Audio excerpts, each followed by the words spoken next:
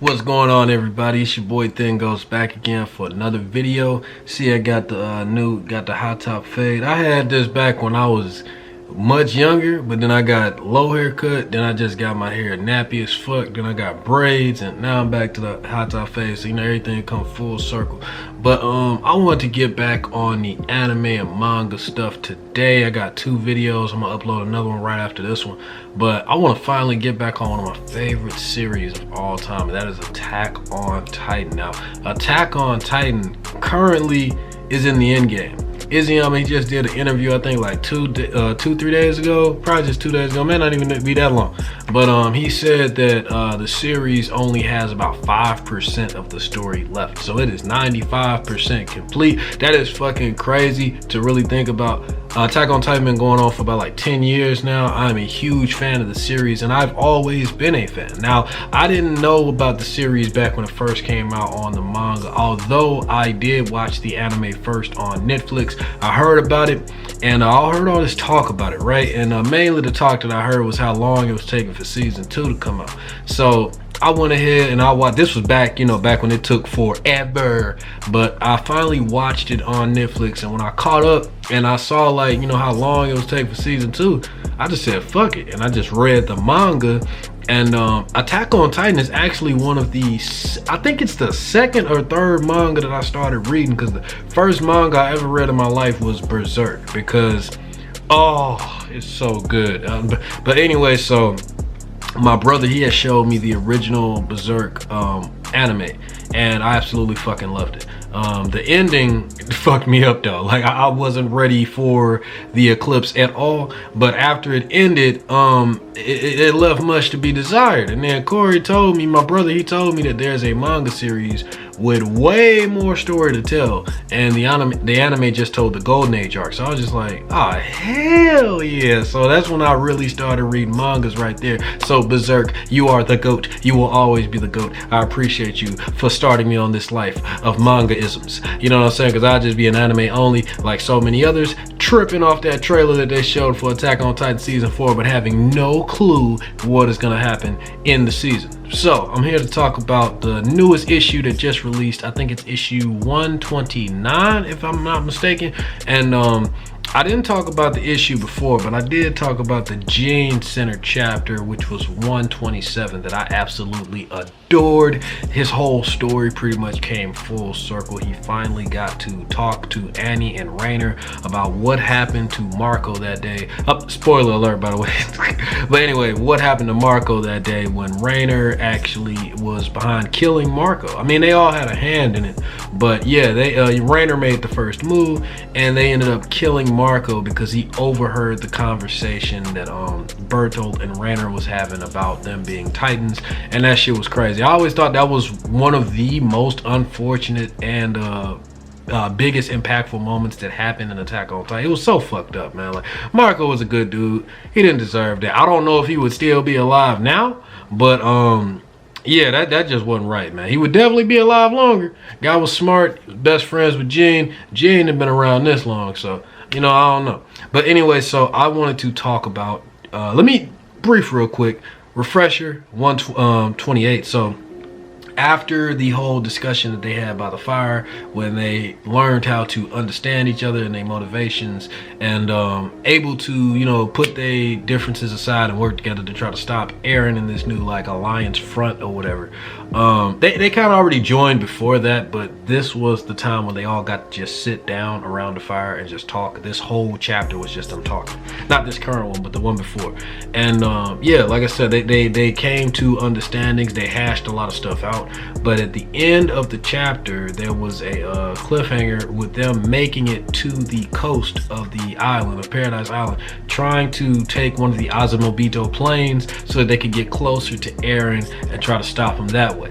Now, we find out in chapter 128 that, now 127 end on a cliffhanger with the Jaegerists and Flock just taking hostage all of the Azumabito engineers and Kiyomi Azumabito herself, to try to prevent the Alliance, you know, all of our characters from getting there and, you know what I'm saying, meeting up with them and getting them to get on the plane and all that stuff. Flock is trying to prevent this. And he has all the Jaegerists backing him up. Now, the interesting thing about Flock is even though he's fucking annoying and we all want him to die so bad and he causes so much trouble for the characters and everything, he doesn't see himself as the bad guy, and none of them really do, which is unfortunate because the scouts really think they're doing what they can to actually protect the island, and they think that by following behind Eren and letting him just eradicate the rest of the world, do mass genocide, that will be the best possible course to save everybody. Now, a lot of people in the Attack on Titan community, they agree with this. They still on Eren's side. They want him to just kill everybody. I'm kind of here no there. I want to see what Eren has planned, but at the same time, I don't think that his plan is going to succeed, if that even really is his plan in the first place, to kill everybody. I don't think that's going to happen because, I mean, like they said, even if he did that, it wouldn't really change anything. You would just still have a whole bunch of death and destruction, but just in a much smaller location, which will probably just kill people a whole lot faster. So, I mean, we saw what was happening in the island before they even found out about what was outside the walls during the Uprising arc. You had humans fighting, you know what I'm saying, humans on human, you know, so like the people on the island, they fight with each other a lot too, without even putting Marley into the fray, you know, so that's crazy, man. But yeah, so this chapter we pick up right where it left off, and also I forgot to mention in 128 at the very end we see I think it's Armin and Connie. They try to do like this little ruse, try to act like they still on Flock and the Jaegerist side, and they try to tell this lie to prevent, because what they're trying to do is they're not trying to kill the Jaegerist. Like they remember a lot of these people from when they was in their cadet training days, and they just don't want to just go out and just kill all these people that they used to know and train with, because they just happen to not understand or see from their perspective because of what the main squad has been through versus what the Jaegerists have been through. So, you know, but anyway, you know, eventually we all know that they wasn't going to be able to just avoid not fighting, bro. Like it wouldn't be Attack on Titan if that was the case. But yeah, so Connie and Armin, they end up going to the plane and they try to give this whole little spill about how Jean was killed by the cart Titan, and she ended up escaping in the water, and they got to find a way to catch her and blah blah blah, like all this stuff. It was just trying to find a way to get the boat without having to get the plane without having to kill a lot of people, and it didn't work out. Daz and Samuel, two OGs from the first season. You might remember Samuel was the one that got saved by Sasha in season 1 when the Colossal Titan popped up for the second time and he fell, and then he kind of like hit his head and she had saved him with her 3D maneuvering gear. And Daz is the one that looks like an old man, even though he's the same age as them. And he was the one that was just flipping out in season 1 every time somebody just, I'm talking my bro was trying to kill himself and everything. Like, remember that scene when he was trying to kill himself and Marco was trying to stop him, and then he asked Sasha for support, and then Sasha said something about like how her stomach hurt, or about like how everybody gonna die or something, and then Daz just went right back to kill himself. That shit was funny as fuck. I laugh at that part all the time. He is so turned up, bro. Like Daz, he should have had more time. I know he's such a small character, but he should have had more time in the series, bro. Because when he lose it, he lose it. He gets so turned up about like scared for his life and shit. It's funny as hell, bro. But anyway, so unfortunately, they find out what Armin and Connie are up to, and it leads to Connie putting 3 bullets in Samuel's face and then blasting a hole in Daz's head and you know, making him fall in the water as a result, because Armin got shot in his chest and his stomach, and then he got shot in his jaw. So you know, they got into a tussle. Connie got into a tussle with Samuel, took the gun, bop, bop, bop, bop, bop. I don't know why he shot 3 times in Samuel's face though. Like he must have had a grudge against bruh, because he did not have to shoot him 3 times in his face. That was crazy. You know, one and they done, Connie. Like, come on now. But anyway, so speaking of Connie, man, he really having a dope little character transformation, because I ain't never known Connie to be this salve Like he took over in this chapter, man. 129, the one I'm talking about today, that, you know, like I'm talking about right now. Connie was wrecking shit in this chapter, bro. Like, I mean, the whole chapter wasn't just a Connie chapter, but when he did pop up, he did stuff that you didn't expect Connie to do. Also, a nice little thing that I wanted to point out. So when they start the attack, of course, it doesn't take Flock long to figure out that they bullshitting. He gives the command to the Jaegers to just kill all of them, and this huge fight ensues. We have the Jaegers going up against the Armored Titan and the Female Titan, and Mikasa, Hanji, Magath, Gabby, Falco, you know what I'm saying, Jean, like all of them, they just going at it, bro.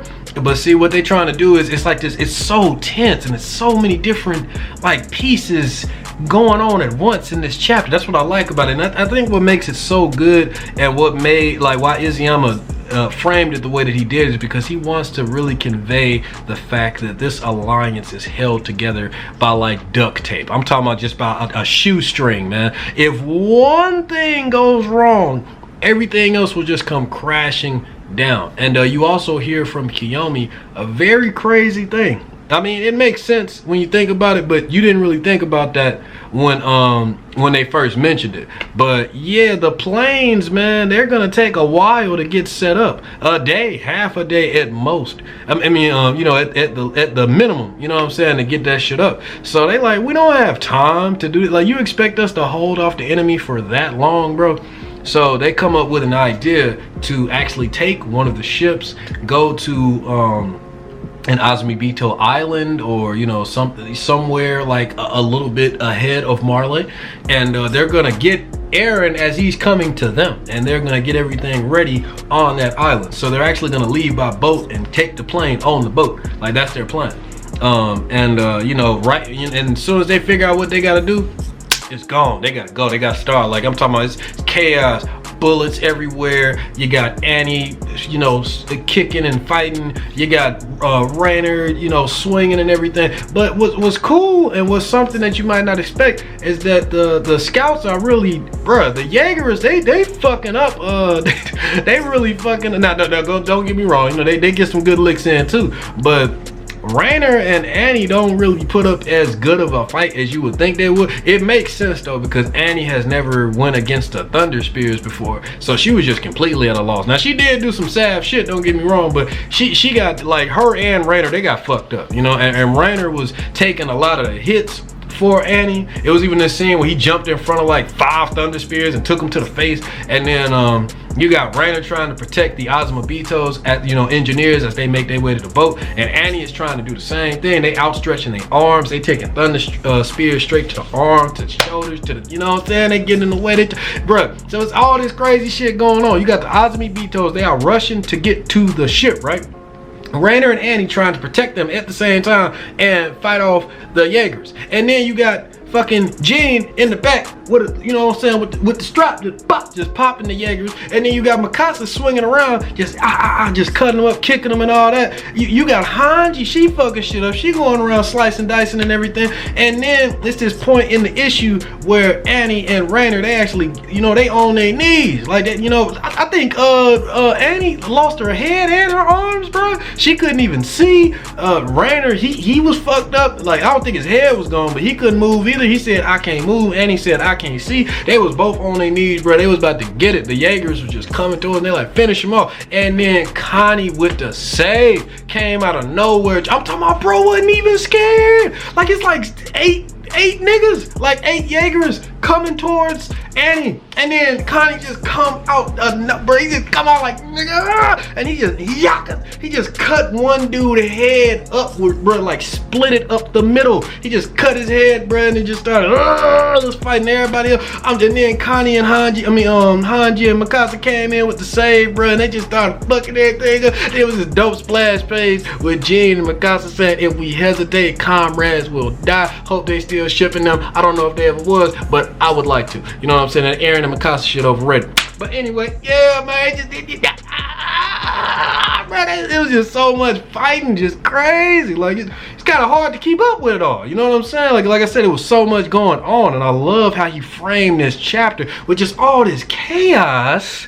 Yet you could still, you know what I'm saying? It's like you was on the edge of your seat, bro. Like you didn't know what was gonna happen. You didn't know who was gonna die. You didn't know if they was gonna make it. Cause like I said, this alliance is held together with duct tape, with string. So if one thing goes wrong, everybody is screwed. The world is doomed. And Hanji already said, Judge, and she made an estimate, we don't know this for sure, but she already said from looking at the steam and looking from where the Colossal Titans are currently at, she like, bro, they estimated to move at like 400 something kilometers. Like she like, they moving pretty fast, like way faster than horses. Kind of surprising her a little bit how quick they moving. And she said that Liberio most likely is gone. And you know, Liberio, that's the main like little, you feel me, area in Marley where they that's the city where they showed Grisha Yeager growing up and everything, and with his sister. That's where Rainer was. That's where Gabby was. That's where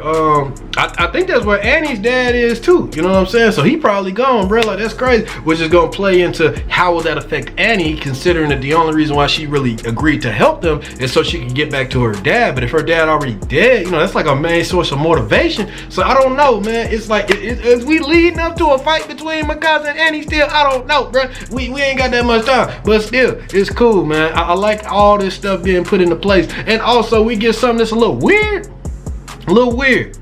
Wasn't expecting this, a little weird. But we get to see Falco's Titan because so much shit is going on. You know what I'm saying? You got Rainer and Annie on, you know, they on the, they about to die. You know, Connie and them, they up in there fighting, doing the best they can, but they are, you know, you can kind of see that they're a little bit at a disadvantage. So Falco, he just come in with the wild card, change the tables, nigga. He just come running up in the fight, like, and just cut his hand and just transform right in the middle of all that. And then he just started just fucking people up.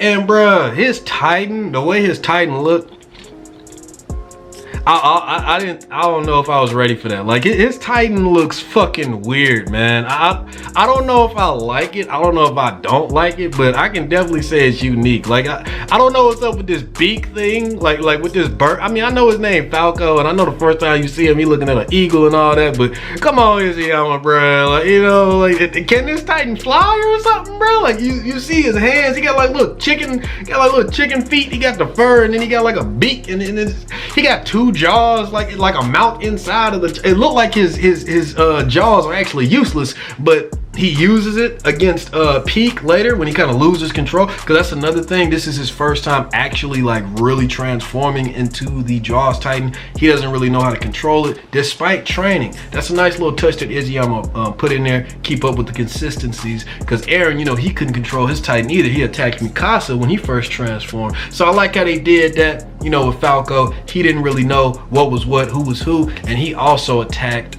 Peak, and he was damn near about to kill John. Where he just came up, just busting in that building right behind him. Like John turned around, was like, oh shit, like, you know, so he was just laid out. I was like, bro, you better not kill John, bro. But yeah. So the last two things I want to touch on. Now, this right here, I loved it. I fucking loved it. So doing all this intense fighting, you see that the reinforcements for the Jaegers start coming, but out of nowhere the train just blows up. You don't know what happened. You don't know who stopped it. And then you see all the Jaegers kind of losing. You know what I'm saying? Like the scouts, they getting the upper hand, bro. And then you see Flock, he just getting aggravated. He just yell out, fuck! And he swing and he goes towards the ship, and he just like, fuck this, bro. If I can at least take down the ship, I'ma fuck up all their plans. All I gotta do is take down this ship, just one good shot to the ship. He was like, I am the one who will save Eldia. And he was just about to, you know what I'm saying, with his fucking zealot ass, he was about to shoot that shit. And Gabby came out of nowhere with the save, bro. Just shot him. He just said, oh, and he just fell out like in the middle of him, bro. He was about to slam dunk, bro, and then somebody just clipped him in the air. He was just like, oh, you know what I'm saying? Like he just got hit so hard. He just was like, you saw his face, bro. I don't know if he got shot in his shoulder or his hand. It looked like he's still alive though. I wouldn't be surprised if Flock snuck on that ship, because you know he's known as a survivor. I wouldn't be surprised if he snuck on that ship somehow and he's still gonna cause trouble for them later. That would be awesome. Like I think that'd be really cool. But Also, you know, just as long as you don't hurt Gene. But I feel like him and Gene need to have some kind of a final moment, because it just seemed kind of anticlimactic with all that build up and for him to die like that. So if he is dead, it's cool, I don't mind, but I really hope we see Flock at least one more time, despite how much I don't like him. And yeah, and right after that we get the scene that just put you in the feels, bruh. I wasn't expecting, like, I knew somebody was gonna die this chapter. I knew somebody was gonna die. But I love how Izayama turned the expectations, because I thought that one of the scouts or somebody, you know what I'm saying, that was in the fight was gonna die, bruh. I mean, yeah, it is, but he gave us 2 character deaths, and one was a character that I wasn't even expecting. And that is Theo Magath and Keith Shadis. Okay, so Theo Magath, when everybody gets on the ship and they're about to leave, go to the Azumabito Island with the plane and all that, he sees that there is another ship, a Marleyan ship, that's much faster than the one they're on. They could easily catch up to them and sink it if the Jaegers was to get on that ship. So he takes it upon himself to go inside that ship, light the gunpowder and blow, light the gunpowder and blow it up, so that the ship will be, you know, useless and nobody can chase after him. Somebody had to stay behind to do that. Magath chooses to do it. Now, I think this will be a little complicated in the long run, because I like Magath, and I feel like Magath was very essential into bridging the gap and the understanding between the outside world, especially Marley, and Paradise. So I don't really know, like, you know what I'm saying? I mean, Armin a good talker, you know, Gene, he kind of like, he a good leader. I don't know, but maybe they'll, you know, I'm trying to see how this all gonna play out, because I thought for the longest that Magath was actually gonna be the one to like be like the intermediator, like the middleman, to help put them together and let the Marleyans know how stupid and ignorant they've been for how they viewed the Eldians for all these years. But no, he gave his life, man. And you find out that Keith Shadis was actually the one that blew up the fucking train and stopped the reinforcements from coming to the Jaegers. If the reinforcements had came, they would have been done. They would have lost the ship. Everybody probably would have died, because they was already severely outmatched. But if reinforcements came, they you know what I'm saying, it would have been bad, bro.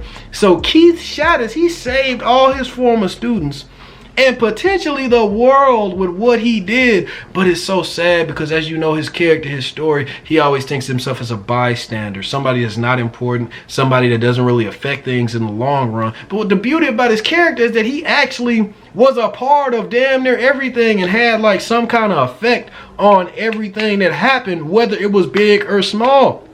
And he keep calling himself a bystander, but like I said, bro, if Shadis didn't do this, everybody would have been fucked. So he is a hero in my eyes, and it's kind of sad how nobody will ever know that he was the one that did that. The only person that did know, Magath, he died too. You know what I'm saying? So that's sad, but it's beautiful at the same time. I really love the writing by Izayama.